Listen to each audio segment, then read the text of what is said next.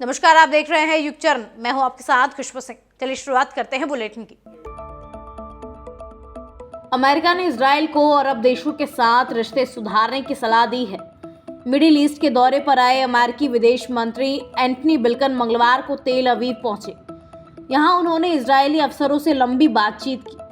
इसी दौरान ब्लिंकन ने कहा, इजराइल के लिए बिल्कुल सही मौका है जब वो अरब देशों के साथ आपसी रिश्ते सुधार सकता है। इजराइल और हमास की जंग के बीच हिजबुल्लाह पर भी इजरायली सेना ने हमले तेज कर दिए हैं। मंगलवार को इनमें हिजबुल्लाह का एक और कमांडर मारा गया।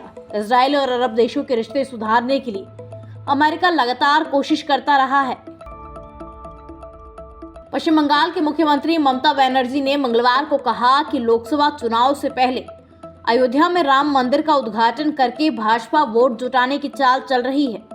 उन्होंने कहा, मैं ऐसे उत्सवों का समर्थन नहीं करती जो दूसरे समुदाय को शामिल ना करें। साउथ 24 परगना में एक कार्यक्रम में ममता ने कहा कि मैं ऐसे त्योहार में भरोसा करती हूँ जो सबको साथ लाए, सबकी बात करे। आपको जो करना है करो। आपको लोकसभा चुनाव के पहले ऐसी तिकड़म लगानी है लगाओ, मुझे कोई परेशानी नहीं है, लेकिन दूसरे समुदाय के लोगों को दरकिनार करना बिल्कुल सही नहीं है। जब तक मैं जिंदा हूँ, हिंदू और मुस्लिम के बीच भेदभाव नहीं होने दूंगी। अयोध्या में बन रहे राम मंदिर में 22 जनवरी को दोपहर 12:30 बजे रामलला की प्राण प्रतिष्ठा होगी। कार्यक्रम में प्रधानमंत्री नरेंद्र मोदी, उत्तर प्रदेश के मुख्यमंत्री योगी आदित्यनाथ सहित 6000 दिग्गज शामिल होंगे। भाजपा ने लोकसभा चुनाव के लिए प्रत्याशियों पर मंथन शुरू कर दिया है।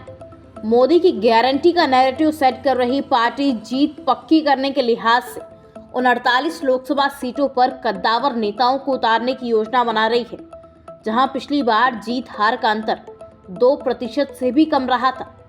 भाजपा जिन सीटों पर 35 से 52% के ज्यादा अंतर से जीती थी, वहां नए प्रत्याशियों को मौका दिया जाएगा।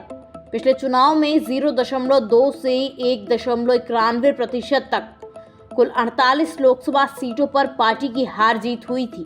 इनमें 10 उत्तर प्रदेश से है, जहां भाजपा जीती थी।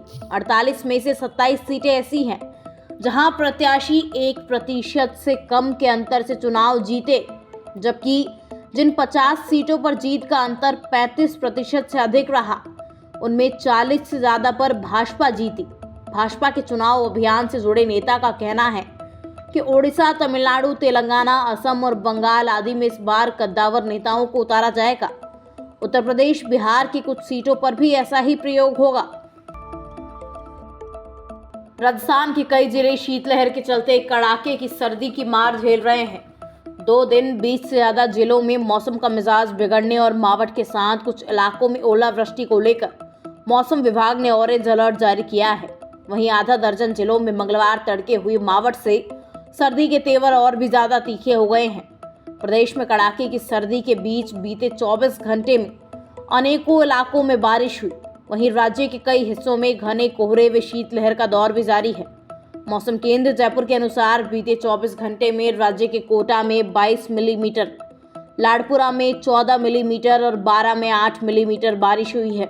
इसके अलावा धौलपुर, चित्तौड़गढ़, सवाई माधोपुर, दौसा, करौली व बारां में भी कई जगह बारिश हुई। इस दौरान राज्य में कई जगह घना कोहरा छाया रहा। कुछ स्थानों पर शीतलहर दर्ज की गई। वहीं राजधानी में पिछले 15 दिनों में पहली बार पारा 10 डिग्री से ऊपर आया है। प्रदेश के पश्चिमी इलाकों में सर्दी के तेवर लगातार बढ़ रहे हैं। जैसलमेर में न्यूनतम तापमान 7 डिग्री सेल्सियस, सीकर में 7.2 डिग्री सेल्सियस, बाड़मेर में और बीकानेर में 7.7 डिग्री सेल्सियस दर्ज किया गया है। राजस्थान में प्रशासनिक सेवा की सबसे बड़ी परीक्षा आरएएस मुख्य परीक्षा की तारीख आगे बढ़ाने की मांग का मामला लगातार तूल पकड़ता जा रहा है। जहां पिछले हफ्ते भर से अभ्यर्थी अपनी मांगों को लेकर अलग अलग तरीकों से अपनी आवाज बुलंद कर रहे थे, लेकिन सरकार की ओर से अभी तक कोई आश्वासन नहीं मिला है। इस कड़ी में मंगलवार को आरएएस के मुख्य परीक्षा तारीख को आगे बढ़ाने की मांग को लेकर राजस्थान विश्वविद्यालय के मुख्य द्वार पर प्रदर्शन किया गया। अभ्यर्थियों का एक समूह कैंपस के मुख्य द्वार पर धरना दे रहा है। जानकारी के लिए बता दें कि परीक्षा में शामिल होने वाले अभ्यर्थी तय समय से 2 महीने परीक्षा को आगे खिसकाने की मांग पर अड़े हैं। मालूम हो कि आयोग की ओर से आरएएस मुख्य परीक्षा 27 और 28 जनवरी को होनी है। वहीं इससे जयपुर में सैकड़ों अभ्यर्थियों ने एक बड़ी रैली निकाली थी, जिसमें बड़ी संख्या में अभ्यर्थी शामिल हुए। इसके अलावा बीजेपी के कई विधायकों ने भी अभ्यर्थियों की मांग को जायज ठहराते हुए अपना समर्थन दिया। तमाम खबरों को देखने के लिए बने रहिए हमारे साथ युग चैनल पर। तब तक के लिए नमस्कार।